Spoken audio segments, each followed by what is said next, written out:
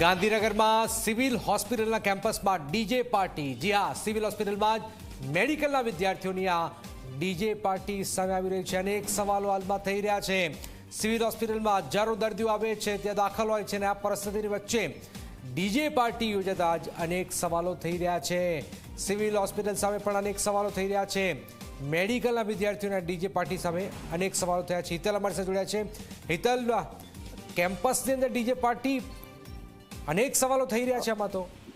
જનક ચોક્કસ એવું કહી શકાય કે સામાન્ય રીતે સિવિલ હોસ્પિટલ અને આસપાસનો વિસ્તાર જે છે તે સાયલન્ટ ઝોન તરીકે જાહેર કરતા હોય છે ને એ ત્યારે દર્દીઓ ડિસ્ટર્બ ન થાય, દર્દીઓને કોઈ મુશ્કેલી ન પડે, એટલે ત્યાં કોઈ પણ પ્રકારની આ પ્રકારની પાર્ટીની કે કોઈ અન્ય મંજૂરી આપવામાં નથી આવતી। પણ આ તો સિવિલ કેમ્પસમાં જ મેડિકલ કોલેજના વિદ્યાર્થીઓના કલ્ચરલ કાર્યક્રમ અંતર્ગત ડીજે પાર્ટી યોજાઈ હોવાની ઘટના સામે આવી છે। જે પ્રકારે વિડીયો સામે આવ્યો છે એ પ્રકારે ચોક્કસ એવું કહી શકાય કે તમામ નિયમોને નેવે મૂકીને આ મંજૂરી આપવામાં આવી હતી।